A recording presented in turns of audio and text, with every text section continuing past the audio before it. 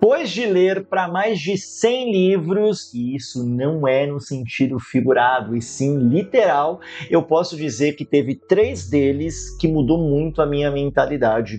Me fez ser um profissional melhor, me ajudou a empreender, me ajudou a ter uma mentalidade muito melhor de como eu lido com os problemas e coisas que, infelizmente, a gente acaba não aprendendo na escola, no ensino tradicional. Eu quero passar um pouco a minha visão para você de quais foram os insights que eu aprendi com esses livros, te sugerir a leitura, claro, e mesmo que você não goste de ler, que você consiga pegar desse insight e evoluir aí sua vida profissional, a sua vida pessoal. Se você já é inscrito aqui no canal, eu já peço que você deixe o joinha aqui, que sabe que eu vou falar algumas coisinhas que pode ser legal, por mais que nem tudo seja tão bom assim. Mas se você ainda não me conhece, pode segurar o dedo por enquanto, e se algo fizer sentido, se algum insight ou aprendizado aparecer por aí, eu peço que além de você curtir, você também comente aqui para que eu saiba e possa te conhecer um pouquinho melhor. E agora falando dos livros, foi uma decisão bem difícil. A minha equipe que me ajuda, né, com essa busca de temas aqui para o YouTube, eles falaram: Dani, escolhe 3 livros para você falar que mais mudaram a sua vida. Eu, caracas, que dificuldade, porque comecei a relembrar vários livros importantes. E antes de justificar essa minha escolha, eu quero deixar bem claro que tem livros que são game changers, porém, dependendo do contexto e da situação da sua vida. Vamos supor, o primeiro livro dessa lista é O Pai Rico, Pai Pobre. Já vou trazer os insights, pelo menos, que foram muito importantes para mim. Mas depois eu li Os Segredos da Mente Milionária, eu li O Homem Mais Rico da Babilônia, eu li Quem Pensa Enriquece, Mais Esperto que o Diabo, eu li diversos livros que também abordavam ali o empreender, investimentos, você poupar, viver abaixo de suas posses, buscar por oportunidades. Eu li vários, inclusive os do Flávio Augusto, Geração de Valor, masterizei 1, 2, 3. Então, no fundo, eles foram também importantes. Mas por que eu não os escolho? Porque, na verdade, esse foi o que eu li primeiro. Então, eu tinha uma consciência e, uau, foi um ponto de virada, assim, realmente um divisor de águas, e isso me abriu a mente. O que eu vou trazer é que esses livros foram muito importantes porque foram os meus primeiros em relação a esse tema, o que mais me despertou uma mentalidade melhor após a leitura. Mas eu não estou dizendo que para você vai ser a mesma coisa. Então, se você já leu, estou dando esses exemplos aqui, talvez ele não seja tão valioso como ele foi para mim. Pensa que o conhecimento, ele está aí. Na verdade, os livros, ele tem uma visão do autor ali sobre determinado assunto. E quando você não conhecia nada, sua nota, né, sobre esse assunto era baixa, ele tem um grau grande de evolução. Você foi do 0 para o 8, entendeu? Quando você já conhece muito sobre o assunto, você vê que o despertar não é tão grande assim. Então você acaba lendo livros e livros e você aprende algo a mais. Você traz alguma coisa a mais em consideração. Então, deixando isso às claras, para justificar a minha posição desses livros, eu escolhi 3. E são diferentes, e são segmentos diferentes e que mudaram muito a minha vida. Eu recomendo fortemente, caso você não tenha os lido. Tem fácil as versões aí de e-book na Amazon, então não vou nem deixar o link aqui, é super simples você pegar. Eu não quero ganhar nada com isso, eu só quero transbordar um pouquinho do quão importante foi para mim e te ajudar de alguma forma por aí. Começando com Pai Rico, Pai Pobre, eu vejo que o Robert Kiyosaki, ele foi brilhante. Eu li esse livro quando eu estava 4 anos numa multinacional, carteira assinada, CLT, carreira de tecnologia, e a minha família sempre teve pessoas CLT, nunca ninguém empreendeu, nem autônomo, estou dizendo um dentista, nunca tive isso na minha família. Então todos, primos, tios, pai, mãe, irmãos, eles sempre foram empregados, nada de errado com isso, tá? Mas isso era a minha convivência, era o meu ambiente. Então, no fundo, eu não tanto esse empreender, que existe algo diferente disso. Pode sim você vender a sua hora para alguma outra pessoa que tem o seu negócio, mas também pode você criar esse seu negócio. Então, para mim, isso era muito fora de cogitação. Eu realmente segui essa linha tradicional, estudei numa boa escola, graças à minha mãe, que era professora de matemática e conseguiu bolsa de 100% numa excelente escola. Eu sou muito grato, e isso fez com que eu tivesse uma boa base para passar numa faculdade pública, trabalhar numa multinacional na primeira entrevista, seguir uma carreira promoção atrás de promoção dessa multinacional. E nisso eu fui seguindo esse caminho. E eu ia galgar novos patamares, eu ia galgar diretor, eu ia galgar e assim ia. Eu não sabia que existia alguma coisa nova, diferente disso. Então, no fundo, eu não tive aquele conselho de quem empreende de existe esse caminho. Não estou dizendo que é melhor nem que é pior. Tudo depende, é muito relativo, mas você é dono do seu próprio negócio. Então, esse livro, ele foi muito disruptivo para mim. E de insights, para não ficar apenas elogiando ali o quanto ele foi importante para mim, eu posso dizer o melhor insight desse livro, sem dúvidas, é a diferença entre ativos, geradores de renda e de passivos. E o que é essa diferença? Pegando como exemplo algo que todos acham que é a minha casa, financiei a minha casa e eu tenho um ativo, certo? Ou seja, eu tenho um patrimônio. Você tem, desde que seja a sua segunda casa, porque você pode alugar e gerar renda sobre ela. É claro que eu recomendo de você ter a sua casa, mas eu não estou dizendo que esse patrimônio ele é um ativo gerador de renda, ele é um passivo, inclusive é um ativo que deprecia, não é sempre que os imóveis crescem e crescem. Eu sei que o IGPM ele vem ali, corrige, mas dependendo da região, ele pode não ser essa regra. E vão quebrando as coisas, quebram-se, vão ficando velhas, então no fundo você não gera renda em cima disso. Mesma coisa para um carro, a pessoa, vou comprar um carro porque vou ter patrimônio. Não, ele é mais do que um passivo. Primeiro que você sai da concessionária, ele já perde valor de mercado em 20%. Depois que você precisa colocar gasolina, pagar IPVA, pagar licenciamento, pagar seguro, onde a fonte sendo gerada disso aí? Ah, tá tudo bem. Você usa o carro como um passivo para que você consiga chegar mais rápido ao seu cliente e automaticamente você vende mais por isso. Aí é outra língua. Mas o carro não é um ativo. Então isso me fez, desde que eu li que eu só investia na poupança, isso eu estou falando em 2013, eu entendesse, horas, eu consigo ter participação de empresa através das ações, eu consigo ter um pedacinho desses imóveis através de um fundo imobiliário, eu consigo ter um empreendimento na qual eu consiga abrir e tocar em paralelo, talvez, a minha carreira assinada, eu consigo ir comprando cotas, eu comprando ações, comprando tesouro direto, onde eu empresto dinheiro para o governo, CDBs, onde eu empresto dinheiro para o banco, onde eu sou remunerado por isso. E eu comecei a entender essa que é a grande diferença dos ativos, ou seja, não confundir que a sua casa, o seu carro, os seus bens materiais são ativos. Na verdade, eles sim fazem parte do seu patrimônio, mas o ativo é o que gera renda e sem a sua supervisão direta, porque se você está tendo que trabalhar em cima disso, ele na verdade ele é um trabalho e não um investimento. Vamos supor, para ficar bem às claras aqui, eu estou investindo num fundo imobiliário onde tem um gestor desse fundo e ele faz melhor uso do dinheiro de todos os cotistas. Beleza, isso é um investimento, eu estou colocando dinheiro e ele faz essa gestão.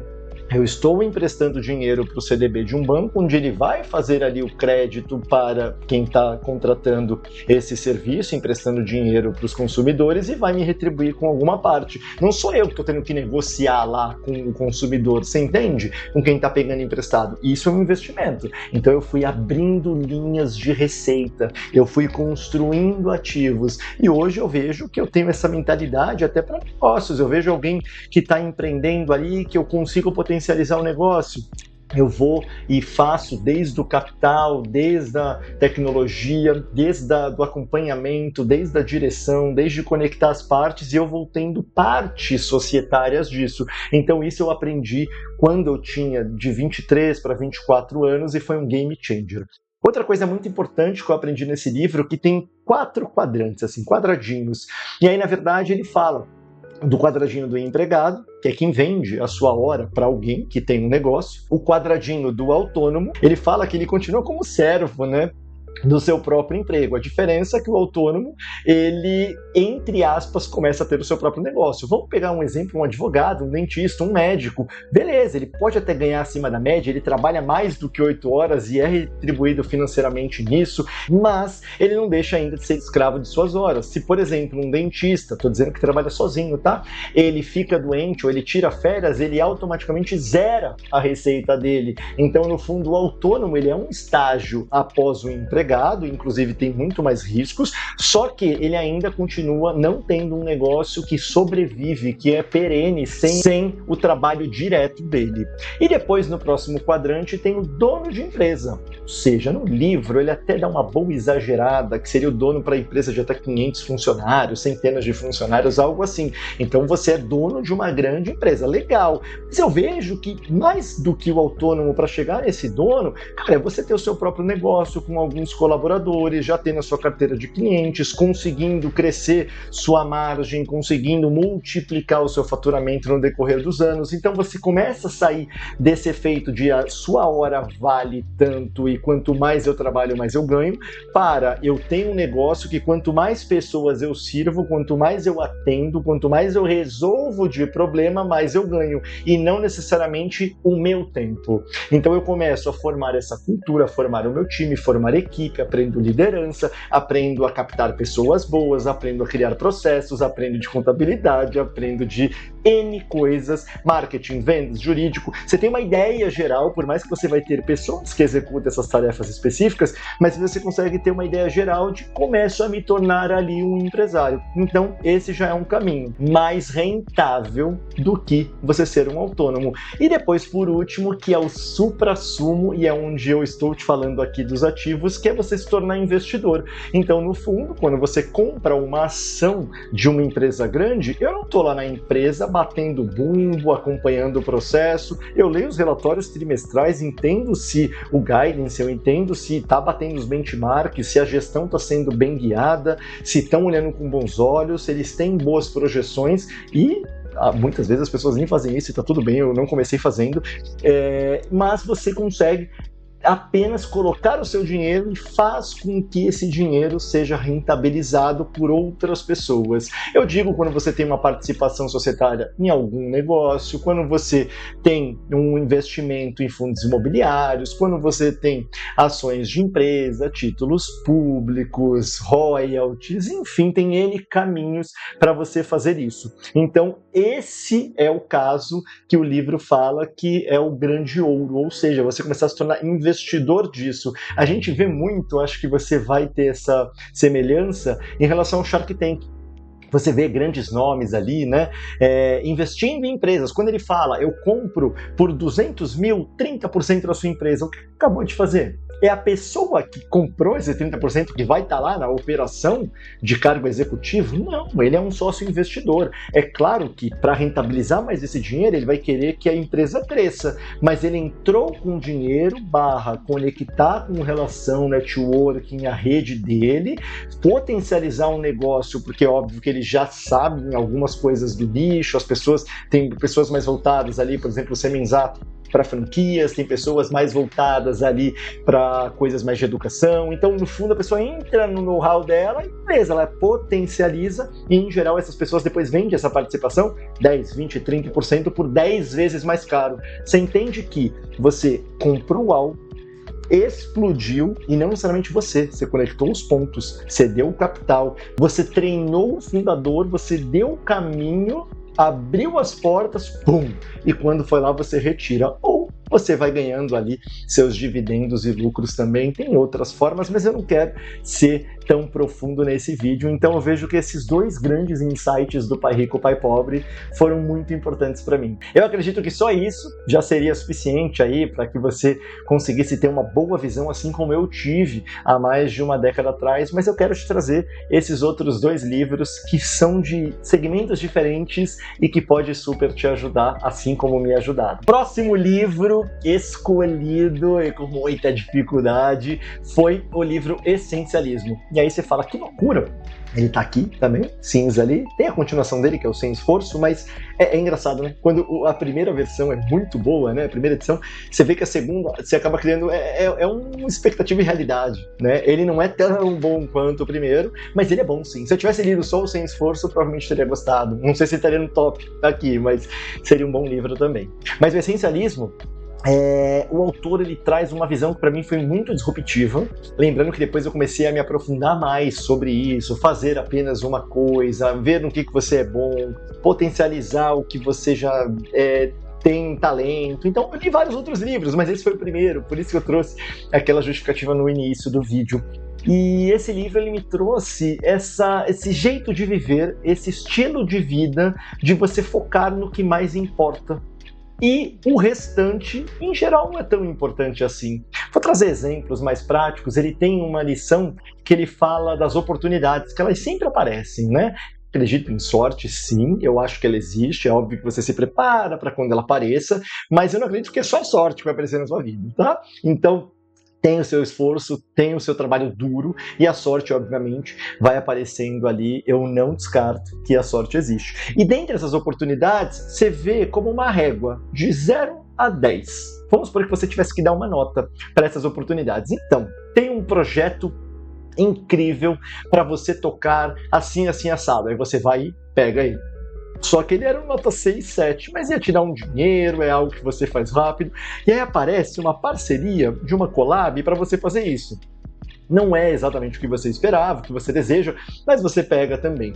E aí aparece uma pessoa que te traz uma ideia para você implementar no seu negócio, e você, não vai me custar muito tempo, e faz também. No fundo, você vai sempre se enchendo de coisas medianas, de coisas nota 7, nota 6, e quando aparecer a nota 9, a nota 10, aquela oportunidade de ouro, tem dois caminhos. Ou você nem vai notar que apareceu porque você está entulhado de coisas que não são as mais importantes, ou você simplesmente não vai conseguir jogar esforço, jogar lenha nisso, porque você já está atolado de outras coisas. Então, essa parte de eliminar o que não é o mais importante e ter espaço, sim, para oportunidades nota 10, foi um game changer desse livro. Realmente, cara, minha agenda é cheia, tenho diversos negócios e mesmo assim eu tenho muito tempo de qualidade para estudar, me relacionar, para criar novas ideias, para colocar coisas que eu enxergo com baita valor em prática.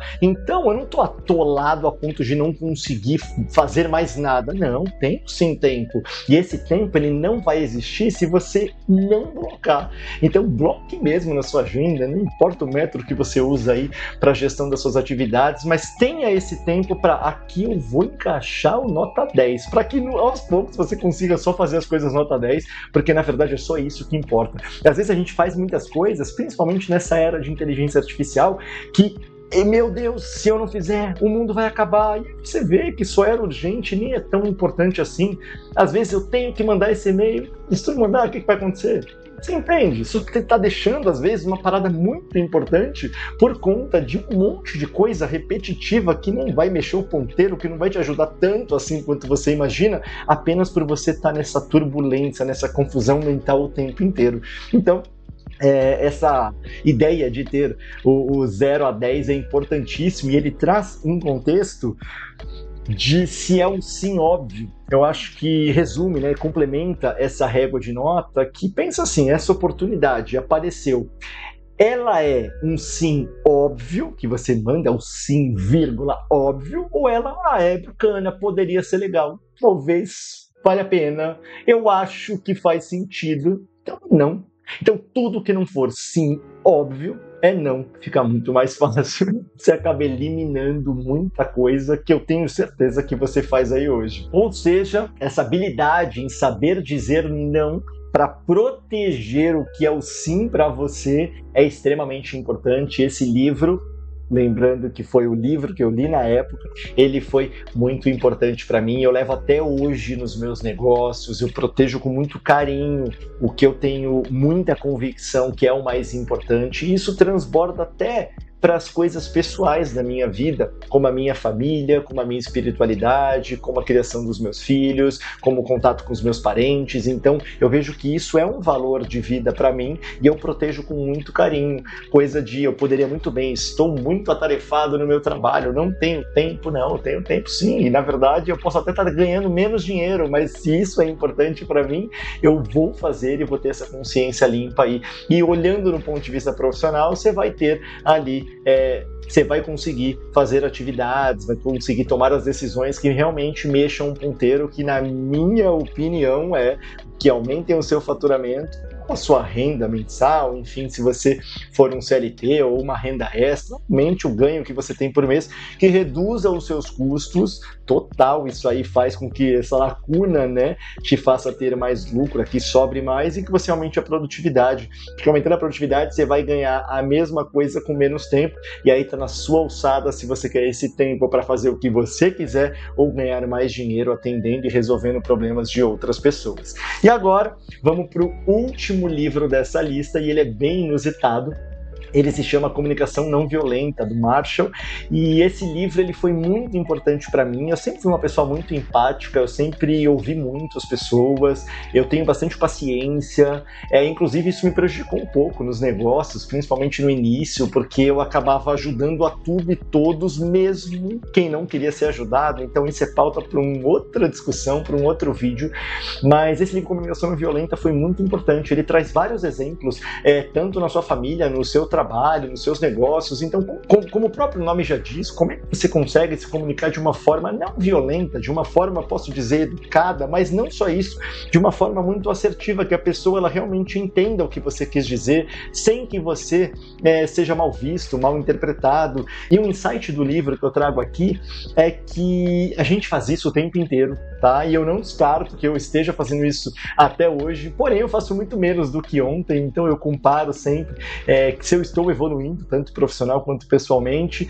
e então eu vejo que cada vez eu faço menos, mas eu ainda faço, então não acho que ninguém tende a chegar nessa perfeição, mas não criticar, não comparar, não julgar. Vou te dar um exemplo. Imagina que chega aí seu colega e acabou de terminar o relacionamento e ele, cara, tô passando mal, tô triste, tô chateado, tô não sei o que lá. O que você deveria fazer como amigo, caso ele realmente seja um amigo de verdade? Acolha, escute, tenha empatia, ele chama de escuta empática, não queira ficar cortando, criticando, julgando, menosprezando o que ele está trazendo. Então fala, cara, sai disso, nem era tanto tempo que você namorava assim. Eu invalidei totalmente o sofrimento dele, entende? Então, no fundo, a gente faz isso o tempo inteiro. E outra, a gente compara. A gente fala, nossa, quando eu terminei meu relacionamento, eu tava mais no fundo do poço ainda. Você quer tá pior do que ele tá. Que loucura! É uma guerra para quem tá pior, quem foi pior. Não! A gente faz isso o tempo todo. Então, a gente acaba criticando, a gente acaba julgando pra caramba. Por exemplo, mesmo que seja só no pensamento, cara, vigia seus pensamentos. Imagina a pessoa chegou com você desabafando uma parada que pra ela tá machucando, pra ela tá causando sofrimento, e você fala, olha só, que mimimi danado, nossa, que frescura, nossa, por que você tá fazendo isso? Você pode muito bem dar atenção ali e não ter mais uma relação próxima dessa pessoa, mas ficar julgando não é saudável nem para você nem para essa pessoa. Você entende? Isso acontece em todo momento. Então você trabalhar essa escuta empática, a gente até fala de você ouvir por 10 minutos a pessoa sem julgar, e o pensamento vai vir, e aí meditação ajuda muito para que você consiga gerenciar esses seus pensamentos, mas que você consiga ao menos não externalizar, não verbalizar e ir cada vez melhorando mais. Fala, cara, te entendo, deixa eu te dar um abraço, o que eu consigo fazer para te ajudar, que situação delicada, imagino que não está sendo fácil, o que a gente pode fazer juntos hoje para que você consiga ao menos ter uma distração aí, te dar um pouco de conforto. Você entende? É isso que a pessoa esperava, pô. E você tá lá criticando e comparando o tempo todo. E aí eu vejo que esse livro foi muito brilhante nisso, porque tem pessoa que sofre por muito pouco. E em muitos casos, principalmente nos negócios, eu sou bem objetivo, assim, sabe? Eu falo que eu tenho um alter ego, né? Eu boto Barba, minha empresa chama Barba Negócios Digitais, e eu meio que interpreto mesmo, assim, o Barba, e o Barba ele é mais firme, o Barba ele tem uma postura, né, mais robusta, e, cara, por mais que a pessoa possa estar sofrendo por pouco, eu não vou julgar, eu vou falar o que eu consigo fazer para te ajudar nesse momento delicado para ti. E se isso está sendo um mimimi para mim, que eu tenha contato com essa pessoa, ela não deveria ser meu colaborador, já que não está batendo os valores comigo. Eu enxergo que uma virtude é você ter uma boa gestão emocional. Se a pessoa não tem, eu posso tentar fazê-la ter, mas eu não consigo mudar ninguém do dia para a noite. Tem que entender o quanto eu estou realmente motivado a fazer essa mudança. O que não pode é ficar vivendo esse abismo aqui, entende? Uma outra coisa importante desse livro que eu trago é sobre parafrasear, e aí eu gosto muito de dar o exemplo do relacionamento. Imagina que você chega em casa e aí a sua mulher tá ali, botou a mesa para você, e aí você fica no celular na mesa, e aí ela se sente chateada, e aí você vê ela de cara feia, e aí você fica chateado e nervoso porque ela tá de cara feia, e parece que não rola uma comunicação. E quando rola é o quê? Mas você não me dá atenção, mas você é isso. Mas é crítica, comparação, julgamento o tempo todo. E aí não vai bater o santo ali, não tem o que faça. Então, parafrasear é, por exemplo, ao invés de você falar, sai desse celular, não aguento mais te ver. Oh, gata resolveu aparecer aqui, ela é a Valente, minha gata maravilhosa. Coisa mais linda. Ela vai ficar no vídeo, ela vai aparecer, faz parte. Uma coisa é tanto a mulher quanto o marido, eu não aguento mais te ver no celular, eu não aguento mais chegar em casa e te ver com essa cara feia. O que na verdade você está querendo dizer? Por que você não explica a sua necessidade? O que está te ocasionando essa frustração, esse sofrimento, e faz um pedido? O que seria fazer um pedido? Não é, não pega mais o celular. Na verdade é, poxa, quando você pega o celular, eu me sinto, de certa forma, de lado.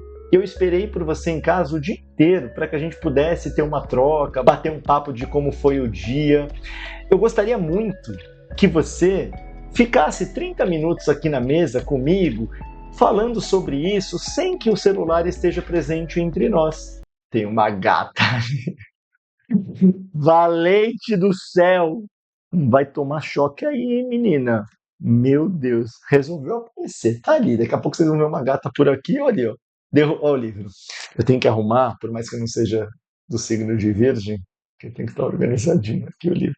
Então, no fundo, você está fazendo um pedido que você gostaria de ter uma conversa sem o celular na mesa. Você gostaria de um pouco de atenção. Você gostaria... Então, você faz o pedido. E o parafrasear é a outra pessoa falar, show de bola. Então, se eu chegar e a gente fizer isso, isso, isso e aquilo, vai te fazer mais feliz? Vai. Tão alinhado de uma forma não violenta. Então, vamos pro plano e em prática. Entende que dá para ser mais leve? Dá para ter mais empatia? Dá para ser mais assertivo? Então, você tendo isso enraizado é algo que para mim foi muito valioso. Eu realmente vivo esse estilo de vida que eu passei aqui nesses 3 livros. Eu busco o tempo inteiro gerar ativos, geradores de renda. Eu busco o tempo inteiro ser uma pessoa essencialista em minhas decisões, em aproveitar boas oportunidades e fazer apenas e exclusivamente o que mexe o ponteiro.